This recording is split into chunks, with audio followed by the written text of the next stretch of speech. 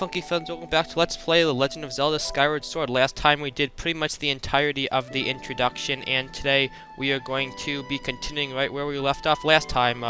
Zelda just got kidnapped, and she went, well, she didn't really get kidnapped, she just sort of disappeared to somewhere where we'll be going pretty soon. So anyway, before we begin, I just want to say I did find out how to do the jump slash. Basically, when you have the Z button held, you can do like all these jumps. You can do like side to side and back, pretty standard, but if you press A, you actually jump forward, which I guess is like the first time Link can actually jump forward, but then if you shake in the middle, you'll do a jump slash. Just thought I'd point that out since I was wondering how to do that last time. Anyway, what we have to do is we have to follow this person. Who is this person? Well, we'll find out soon enough, or eventually, and for some reason she's just sort of taking us along the most dangerous route, so, and I almost just died right there. Actually, I don't think I did, because I think that there was ground right underneath that. So anyway, remember that like little cat? And then I said the cat turns evil at night. Well, there's the cat, and yeah, P turned evil. That's just sort of a thing. So just sort of run away from him. You can attack him, but it won't really do anything. So I would just avoid. You can press B to use the sailcloth. I think I mentioned that.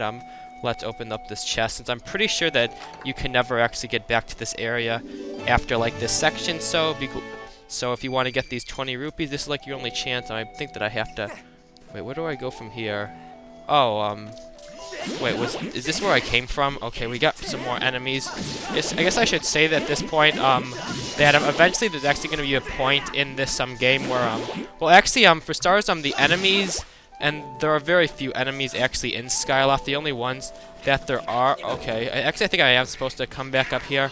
But the only enemies that there are the Keese and the Choo-Choos, and there are those like cat things that turn evil just at night. But we're actually going to get a point in the game where all the enemies are going to disappear from Skyloft. But that's not going to be for a very long time. I guess I should point out that you can actually like sort of like shake side to side to speed up the climbing process, but it also takes up your stamina, so use it wisely. I think that I see some keys somewhere. Let me run up the slope. Alright, let's get them. Well, it's pretty crazy, like you actually have to like kill the keys in like 2 hits, mainly just because in like we're gonna get to a point where like, yeah, we're gonna kill them in like half a hit. That doesn't actually make sense, but whatever. Run, jump, and that's how you can get across that.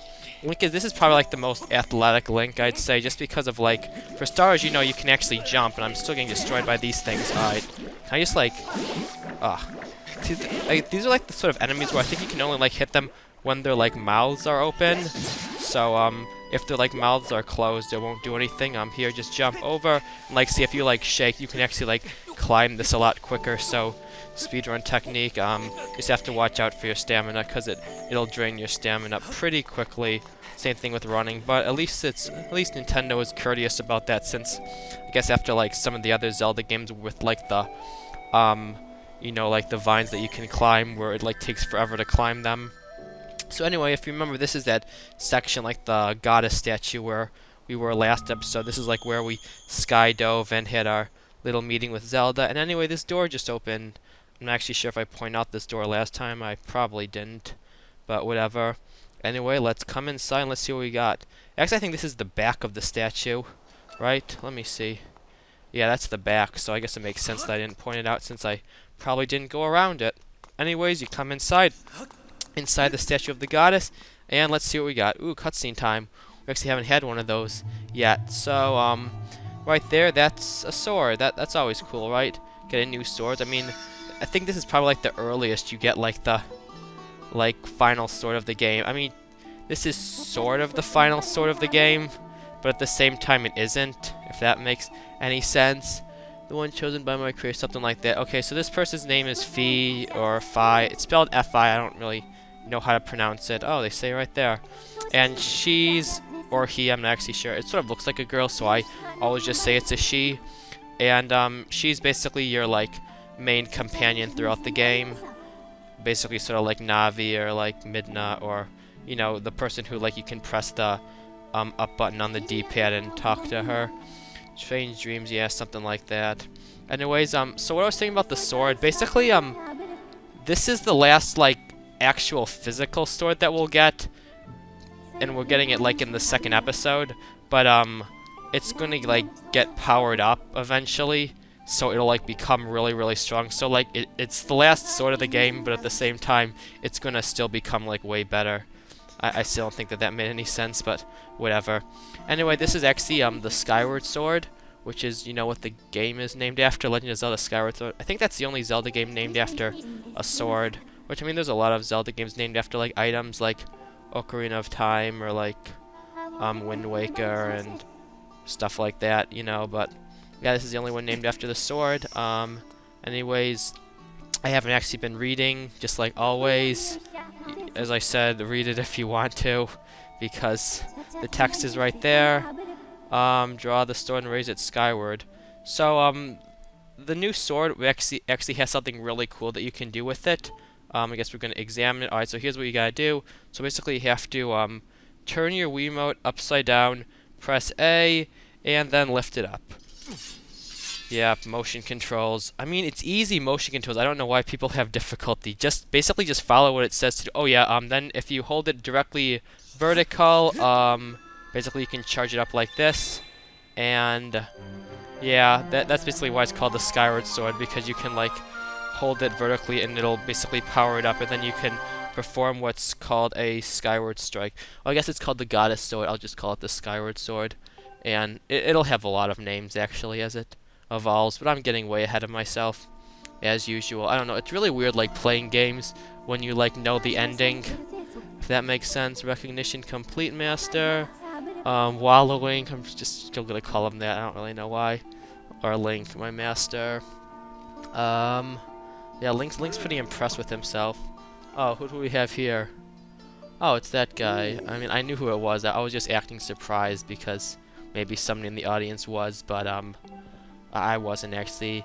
The Chamber of the Sword, the very place it was foretold. Alright, more reading to do. Also, the music in the background is called, it's just called, like, Fee's Theme, and there's a lot of variations of that. The most famous one is called Fee's Farewell, but we won't be getting to that song until the very end of the game, but just thought I'd point that out. As gods, the great apocalypse will wake from its long slumber. Then a youth guided by my hand shall reveal himself. Something like that. I don't really know. I'm just, I'm sort of reading it, but at the same time I'm not. I don't really know what to say during like these long cutscenes. I mean, the obvious thing is to just read the text or like try and voice act. I'm pretty bad at that, so I'm just gonna, you know, say stuff and vaguely mention what's going on. So basically he's just saying something like he knew about the legend, but he never thought it would happen, and he just realized like a few days ago that things are going on. Stuff like that. Oral tradition. Oh, that doesn't sound very good. That's all I'm going to say about that. Critical sections of the passage, lost over generations. There's some legend going on. I don't really understand. It doesn't actually matter. So, yeah. Yuthi draws forth. I guess that's Link, chosen hero, unbreakable spirit. Oh, that's pretty nice. Bossing shadow of the apocalypse. Fear of the blade at his side. Into the skies below. That looks interesting. Spirit Maiden, aka Zelda, if you didn't figure that one out.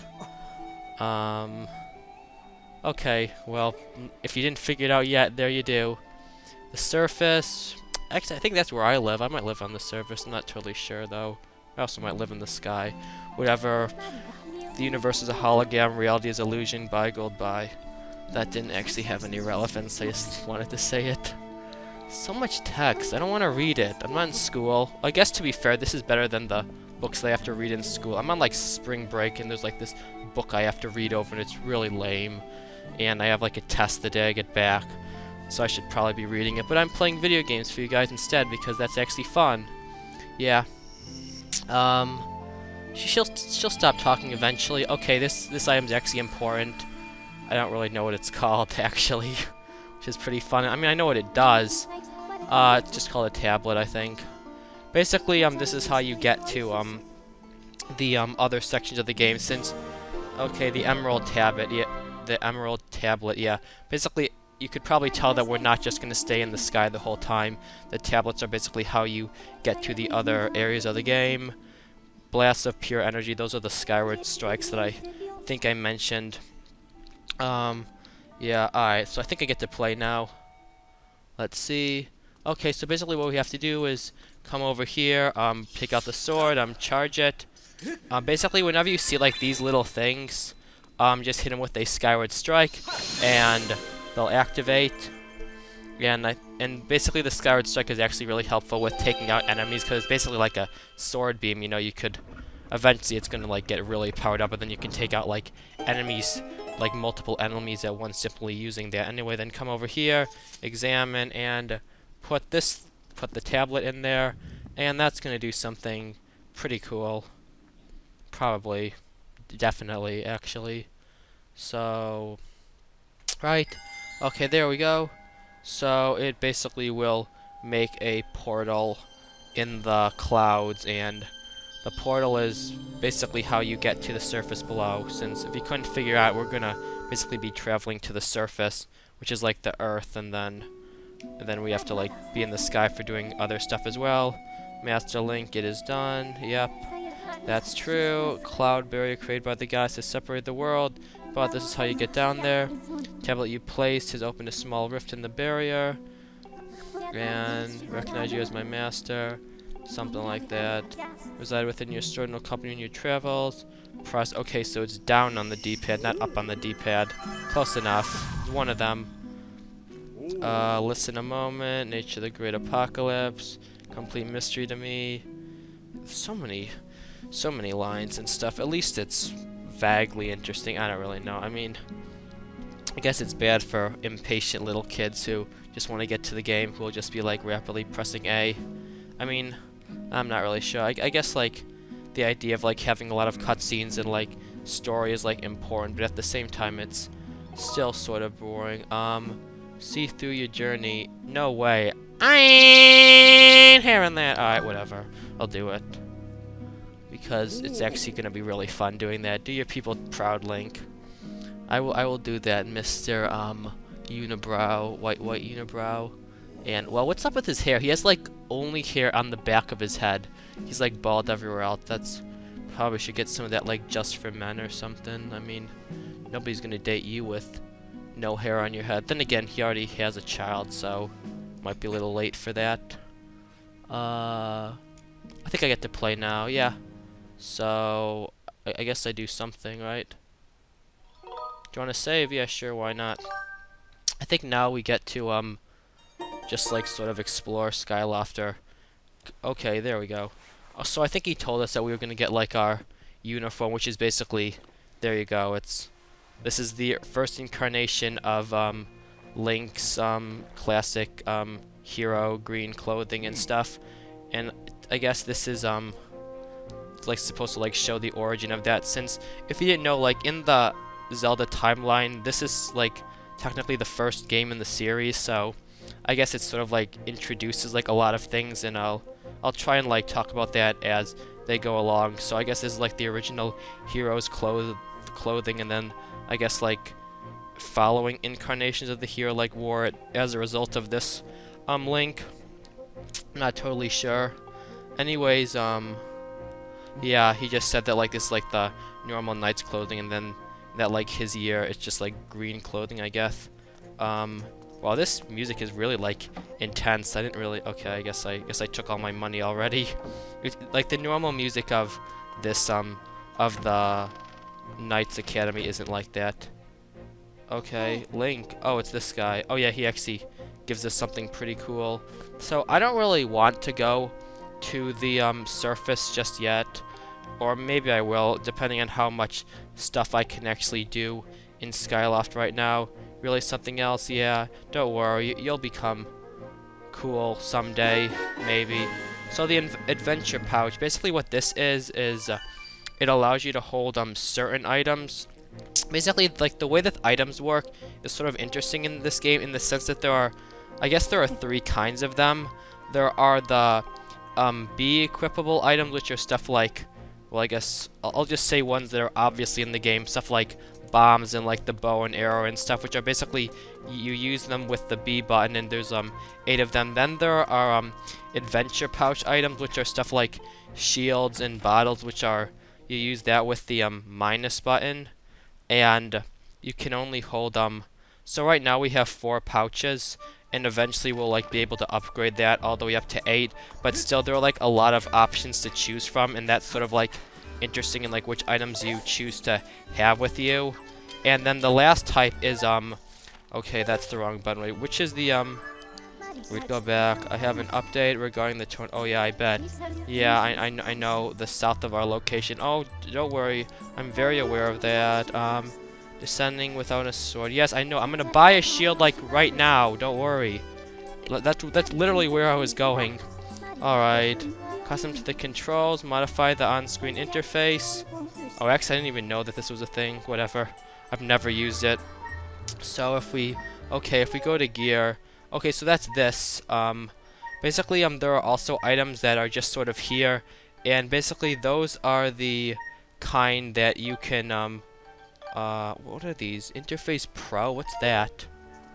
Okay, actually, I'm actually sort of curious about that.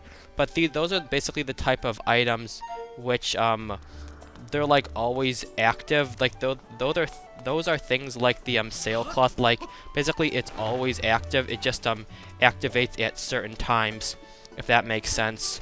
So like a lot of people sort of like criticize the game in the sense that it like doesn't have many items. Like there are only 8 you know, like equipable ones, but at the same time there are a lot of items. They're just like different kinds. Like as I said, there are bottles, but those don't count as like equipable ones. Those are ones in the adventure pouch.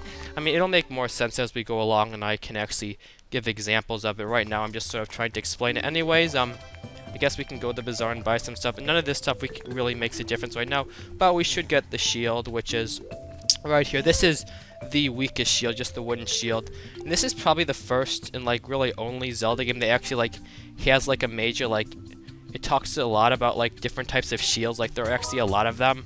I mean, certain other games have like the mirror shield and stuff, but this is the first one that has like basically it has like a lot of different shields that you can buy, then you can update them, and then you can get some other cool stuff, cool things with the shield later on. And then there's also the ultimate shield, which you won't get to until very later. Yeah, I know how to do that. Basically, so the adventure pouch I was talking about, that's where the shield goes. Basically, just select it, and this makes sense because, like as I said, there's going to be a lot of shields later on, and you're not going to want to have all of them with you, just like the best one. Basically, the way that you use the shield, I can't actually use it in here. Okay, I'm not dealing with you right now. This guy doesn't really do anything interesting. He has like one side quest later on, but we'll follow you. I'm a fortune teller. Oh, I bet. No, just go away. You're actually starting to creep me out. My eyes can come closer.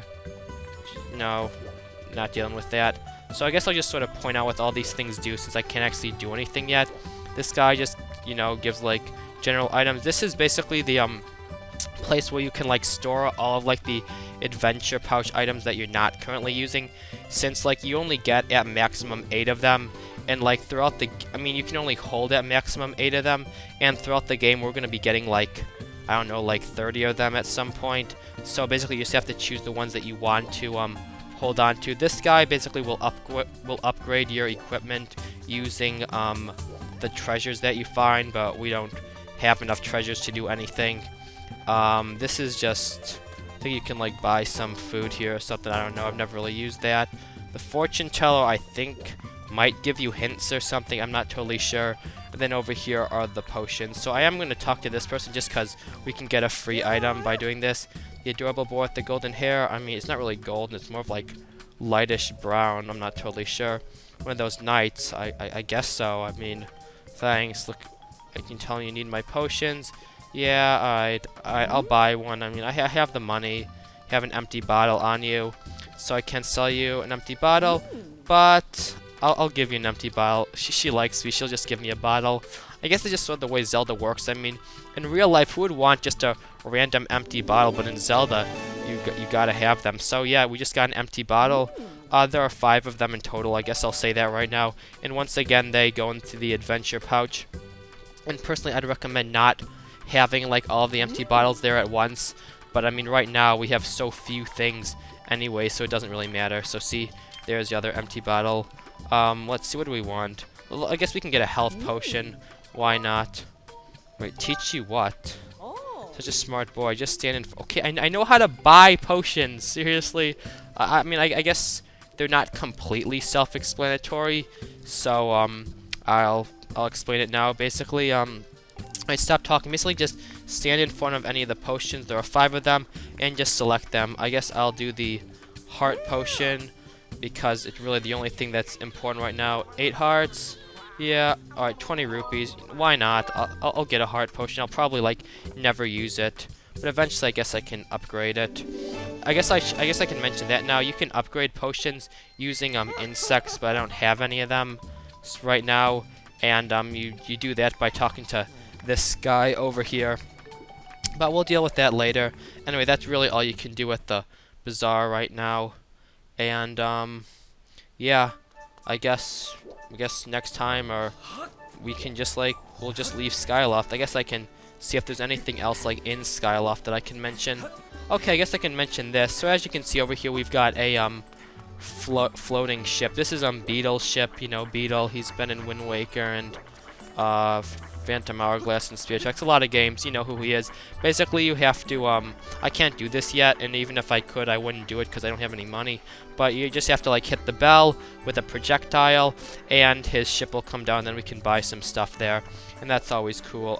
Let's see what else we got. Okay, I'm not sure if I mentioned this last time, but the only time that you can, like, jump off and then, like, ride your loft wing, you have to jump off one of these, like, flat, bridge-type, sections. There are, like, a bunch of them all over the place. Anything else I can say? This thing over there will do something interesting later on. I don't really know what to say. Okay, I guess something I could mention, and this is sort of, like, interesting, is the way that the, day and night cycle work. Like, as you saw, like, the last section, took place at night, and then currently we're in the day. The way that the day and night cycles, work is that they will never change on their own. Like, I could just stand here forever, and it will never change to night the way that it does in other Zelda games. The way that you do is you have to do it manually, which you do by basically you just have to go to some bed, such as like Link's bed in the Knight's Academy, and basically just select sleep until night, and then when you get out, it'll be nighttime. And there's no reason to do that right now, but later on there will be side quests that progress only at night, or at least partially at night. So I figured I'd mention that right now. Anyways, I think that that's really all I need to say right now regarding like the setting and stuff, just because we can't really do that much right now. I guess we can talk to this guy. Okay, Beetle, you know, I just sort of mentioned that, yeah, bug nets, that's an item that we'll get eventually, but I can't get that right now. Okay, I guess something that I can, in general, characters who have like the little like yellow thought bubble above their head, those are characters who if you talk to them, it'll like start a side quest, or they'll like say something really important. But the characters who don't, I mean, they'll still say something, they just won't say something that's like super important or like will lead to something directly. Anyways, I guess Fee's little icon is going off, so let's talk to her, see what she says. Column of light, yep, it's right there. It's on the left of the screen. Just, I mean, I can see it. I'm not blind. Don't worry about me. You know what I'm saying? Well, let's just learn to respect each other and respect our intelligences. Whatever. So yeah, dive off a ledge. Yes, I will do that, but I'll do that next time since I don't want to go over again. I went super over last time. We're not gonna have another hour-long episode. Let's just see if we can find a bird statue to save at.